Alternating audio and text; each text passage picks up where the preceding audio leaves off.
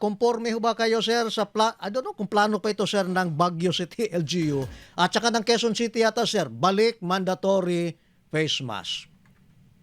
Oo, no, kahapon nagsabi din ng ating OIC ng Department of Health, si Undersecretary Berhere, na pinauubaya ang pagdesisyon ng restriction sa mga eskwelahan, sa mga LGU. siguro lokal na pamahalaan at mga mall, no? Bahala na sila whether they want to decide. Kasi nga, dito sa Metro Manila, ang test positivity namin ay 25%, no? Hala. 25, 1 in 4. Oo. Hindi ko alam sa Davao kung ano ang test positivity. Palagi ko mataas na kasi buong Pilipinas parang nasa 22 or 25%. Pag ganyan- Ibig sabihin nun, talagang dumadami ang pagkalat ng kaso at dapat tayo mag-ingat, no? And Yes, sir.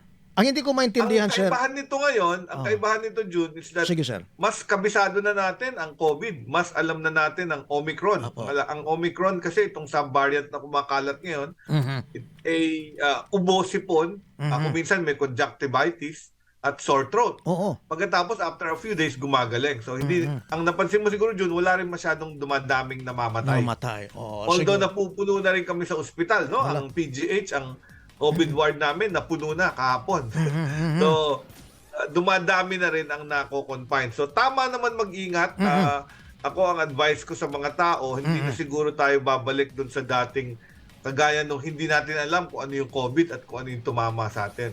Alam na natin kung paano kumalat ang COVID. So, dapat mag-ingat tayo, mag-mask tayo. Oo. Maghugas lagi ng kamay, mag-alcohol. Pagkatapos, yung pagka nagkaroon ng simptomas, mag-stay at home na tayo. Huwag na tayo pumasok sa trabaho o eskwela ayun. para hindi tayo makahawa ng iba pa. Oo. Anong masuggest nyo, sir, sa school setting? Siyempre, vulnerable yung mga bata. Face-to-face pa naman tayo, sir. Ako, I'd still go ahead with the face-to-face kasi yung mga bata hindi as vulnerable as yung mga may edad. Pansin nyo, itong COVID, ang pinapatay nito karamihan. May edad. Mga may edad na at may comorbidity. Tapos nabakunahan natin yung mga bata, di ba? So, ako pwede, basta babantay mo lang. Pero kung dumami, may kondisyon ako. Pag dumami yung mga cases sa isang classroom, 2, 3, 4, naghahawahan, i-convert ko siya sa video alternative mode of learning. Kasi nga, gusto mong i-control ang pagkalat. Ibig sabihin nun, may nagkakahawahan doon. Oo. Pero yung co-convert mo lahat sa opening, parang mahirapan na naman yung mga kabataan kasi hindi naman lahat malakas ang signal. Hindi naman lahat nakakakuha ng laging load. No? Hirap na hirap sila matuto. Nakita naman natin yan noong muli. So ako, I'd continue it. Yun ang advice.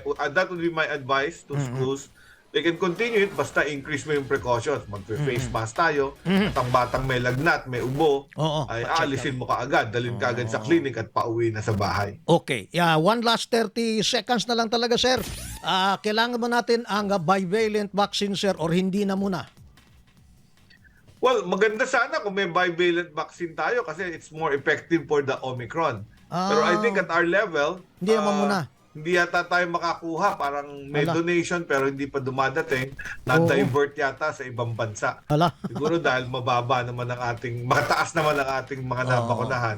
At wala naman masyadong namamatay at nauuspit. Okay.